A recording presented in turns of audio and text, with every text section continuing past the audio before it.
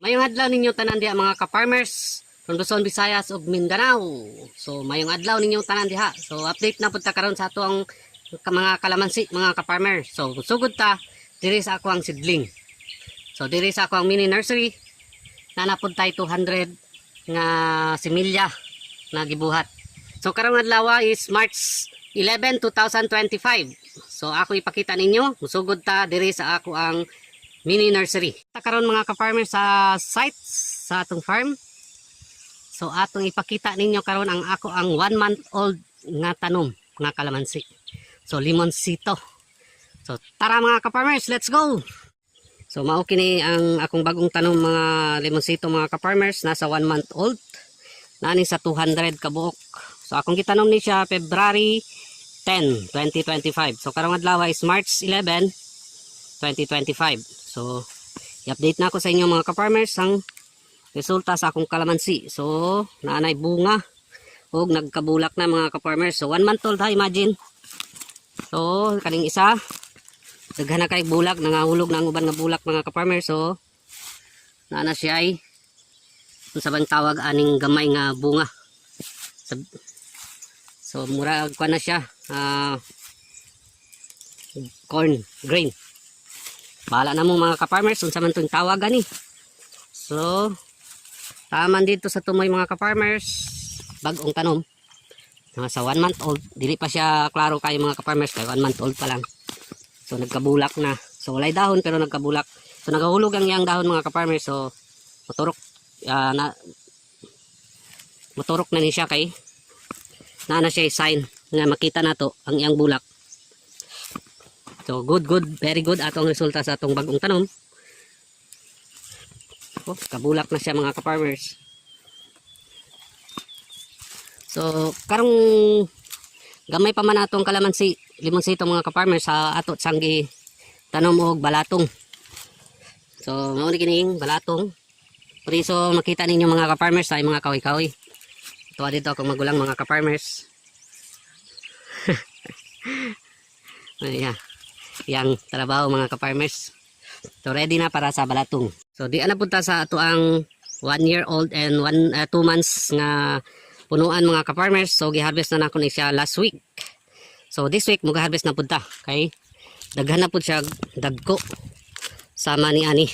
So karong Webes. So karong Webes mga ka-farmers, harvest na punta. So nindot ang pag-harvest nato mga ka-farmers kay bago pa lang ta nag-harvest, nanapod siya ay bulak sama ni ani mga ka-farmers. So gabulak na siya. So tuloy-tuloy ang iyang pagkabulak, pagkabunga mga ka-farmers. So mag-harvest na, pilian na ito nga dagko-dagko. Nanapoy sunod gamay. So ma-harvest ani, nanapod tayo hulatunon kay nagkabulak na pod siya mga ka-farmers. Di ba? Nindot kayo paminahon sa ato ang pamati mga ka-farmers kay tuloy-tuloy ang bunga sa ato ang punuan.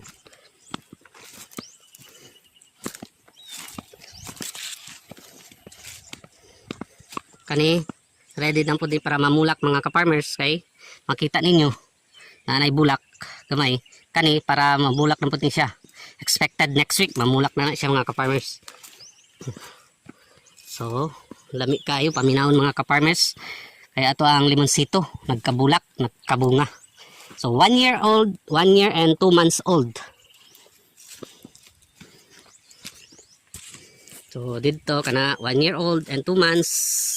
Nani sa 50 kabok ang 1 year old. So dining dapita mga ka-farmers, 1 year old and 5 months. So 1 year and 5 months old. Nani sa 100 ang 1 year old and 1 year and 5 months old, nasa 100 kapunuan. Taman dito mga ka-farmers. So 1 year and 5 months na bunga, pilian na pod nato ang mga dagko, nagkabulak na pod. So lami kayo paminahon mga ka-farmers. Di ba? Okay kayo.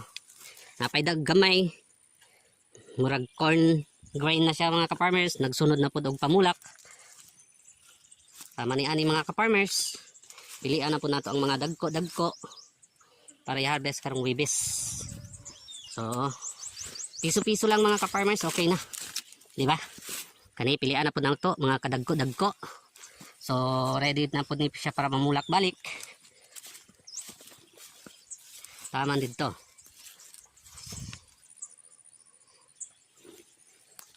So di na punta karon diri sa 1 year and 7 months mga ka-farmers. So kaning duha ka linya. Tama dito. So duha ka linya lang ni siya. Ang isa ka linya is nasa 20 ka punuan. So 1 year and 7 months.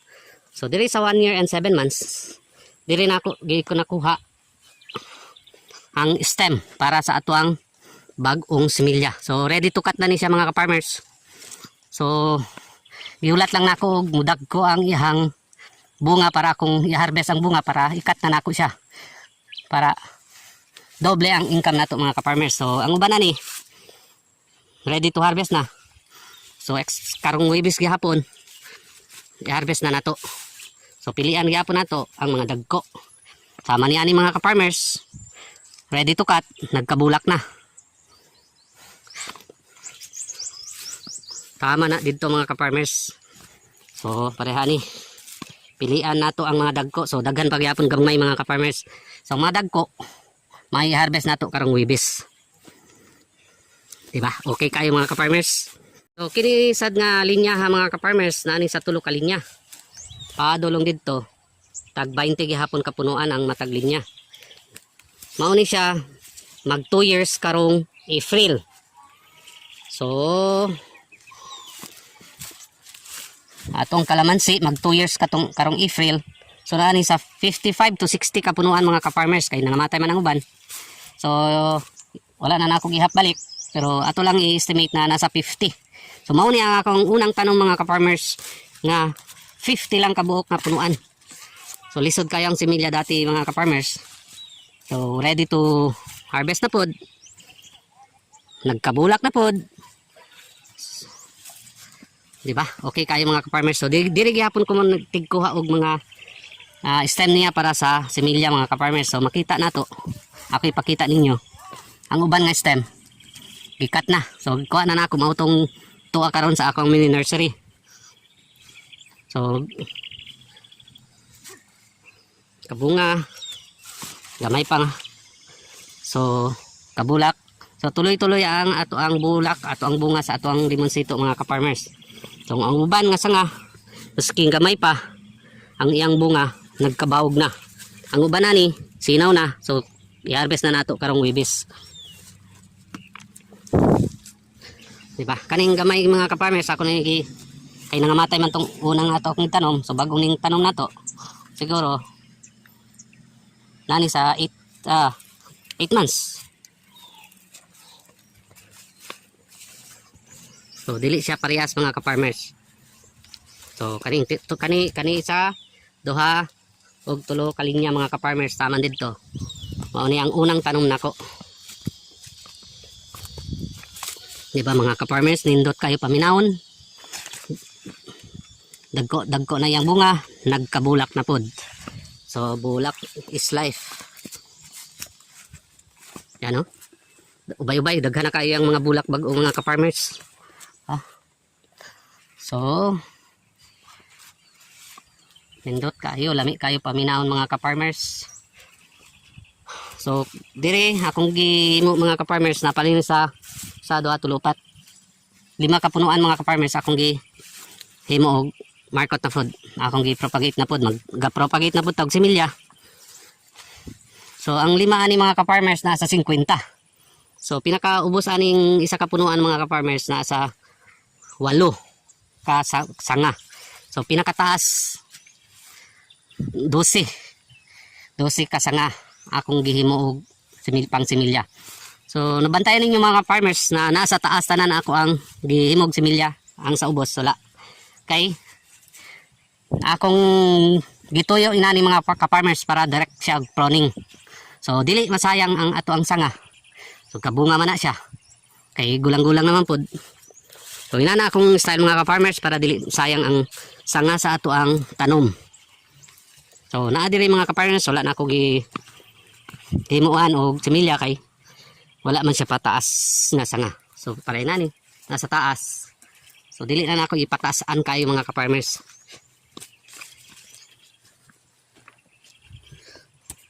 Ayaw mo katingala mga ka-farmers sa akong tanom nga limonsito. Kay dili siya dungan ang pagtanom. Kay depende sa similya ug depende pud sa akong budget sa una. So akong gi-order, first order na ako nga similya sa limonsito is 200 ka punuan, naabot lang 50 ka buok, 50 ka trees. So 50 ka seedlings lang naabot, kaya inani nahitabo sa ako ang similya. So ang uban karon wa na ko gapalit. Na ako na gabuhat. So every month gusto na ako mahitabo, makatanom ko 200 ka punuan, 200 to 300, pero wa pagyapon nahitabo mga ka-farmers kay sa tinuod kulang ang ato ang budget. So uban nga similya akong gihimo, akong ginabaligya. So doble ang ato ang income ani karon mga ka-farmers. Makakuha taw bunga og mabaligya pa nako o mabaligya pa nato ang ato ang similya. So sa similya pa lang mga ka-farmers, bawing-bawi na ta sa atong puhunan diri. So wala pa kaya punta nakabawi sa atong kahago na lang. So hopefully sa umaabot nga tuig, sa umaabot nga bulan, adlaw man siya, mabawi na gid nato. Dili sa tanaw nako mga ka-farmers, dili na ako makuha ang 1 ka hektarya karong July, pero hinay-hinay na to itanom. So karong na ako'y 200 dito para itanom na pud unta diring dapita. So ato na ning hinay og limpyo, so ato nang gi-sprayan og pampatay sagbot para dali na lang ang paglimpyo. So nauna na kog pag-spray ang ako ang similya dito nga gihimo na pa sa 1 month, so dili pa na ako ma-transfer kalong bulan. So ulat na ako siya duha pa ka bulan. So expected by May makatanom ko og 200 ka buok mga ka-farmers, 200 ka punuan na pod. So dili ta makakuha sa ato ang goal nga karong July makatanom ta og 1 ka hektarya na tanan. Hinahinay basta sige. So hinahinay lang kay dili na to makaya itanom tanan mga ka-farmers, labi na ako ra isa diri nagatanom sa akong farm. Siyempre naman akong mga magulang, akong mga bayaw, pero napod sila bawat sa mga ka-farmers na ay trabaho diri sa farm. So ako gapokus ko sa akong kalamansi, sa akong limonsito, ug sila gapokus pud sa ilahang pagtanom mga gulay, saging ug uban pa mga ka-farmers. So ilang area ilahan na tong yuta. So dito sila gatanom mga focus. So ako pod focus ko tanom diri sa ako ang area. Sa ako ana ning bahin. So from 2 years siguro gikan karon mga ka-farmers mapuno na nato ang ato ang 2 hectares nga yuta. So hinahinay lang mga ka-farmers kay di nato makaya. So unahon siguro nato mga ka-farmers sunod bulan kani itanom na pud nato og mais. So i-intercrop nato og mais mga ka-farmers. So sama di ari mga ka-farmers sa pikas. Limpyo-limpyo na siya pero wala pa na ako gilimpyohan gid og sakto kay wala pa na ready ang ako ang similya. So ready naman unta, may tanom naman unta na ako ang limonsito pero ako mang gibaligya. So pending sa dili sa nato matanom karong bulan. Okay na kayo mga ka-farmers. So di na ta matrabaho, di na ta ma-apply og kumpanya. So di na ta focus sa atong farm. Di na ko mo trabaho unsa man trabaho sa mga kumpanya, sa private company. So focus na lang ta diri sa atong farm mga ka-farmers. Nindot diri walay amo. Diba? Anong sa inyo mga ka-farmers? Tama ba? Diba? Yahay ang buhay, walay amo. Bahala na ginagmay, basta kanunay mga ka-farmers. So, taman diri na lang mga ka-farmers ako ang video. So, kita-kits na punta sa sunod nga video na ako i-upload mga ka-farmers. So, bye muna mga ka-farmers. Ingat mo diha. Amping mo diha kung asa man mo dapit.